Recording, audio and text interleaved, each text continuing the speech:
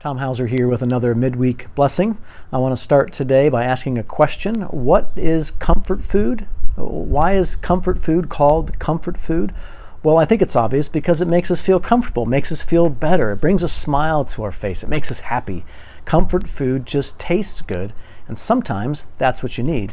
Sometimes you don't need nutrition as much as you just need comfort. No one, at least not very many people, say no to comfort food. And ice cream is one of the best comfort foods around. It's cold, it's creamy, it's delicious. After a hot day or a hard day, there's not much that beats a cold ice cream cone.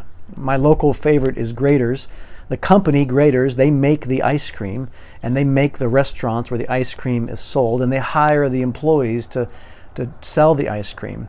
But the magic happens in that moment when the teenagers on the other side of the counter scoops the ice cream out, puts it in a cone, and hands it to you across the counter. At that moment, they are the best person on the planet, and that cone is the best device on the planet because in it is ice cream. All these employees do all evening at Graeter's is hand out comfort. Man, what a gift. I'm sure they don't see it that way. I'm sure they're just doing their job, but a smiling face handing you a cold ice cream cone is a gift. Now, strange as it may seem, I want you to keep that in mind as I read this passage to you from 2 Corinthians. It's 2 Corinthians chapter 1, verses 3 through 7. It says, "All praise to God, the Father of our Lord Jesus Christ. God is our merciful Father and the source of all comfort. He comforts us in our troubles so that we can comfort others. When they are troubled, we will be able to give them the same comfort God has given us. For the more we suffer for Christ, the more God will shower us with His comfort through Christ. And even when we are weighed down with troubles, it is for your comfort and your salvation. For when we ourselves are comforted, we will certainly comfort you. Then you can patiently endure the same things we suffer.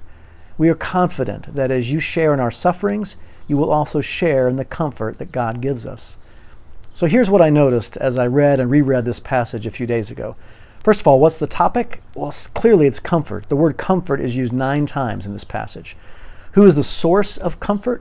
It says God is the source of all comfort. Who's the recipient of God's comfort? Us, me and you. And who's the deliverer of His comfort?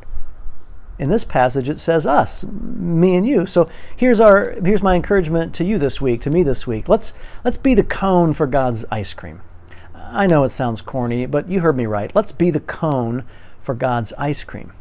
God has undoubtedly given you deep comfort countless times over the years. Sometimes that may have been one-on-one with Him, but many times, I would argue most of the time, I'll bet that comfort came through other people. They were the ones that delivered His comfort to you. They were the cones in which the ice cream was given to you. So let's pass it on this week. Let's be the cone for God's ice cream. Be the container in which His great comfort gets to those who need it. There are so many hurting people around us right now. COVID is hurting people in so many different ways.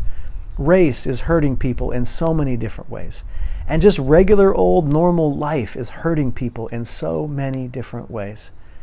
People need comforted. So let's not wait for someone else to do it. Let's do it ourselves. You do it, I'll do it. Or rather, let's let God do it through us. Until next time, peace, friends.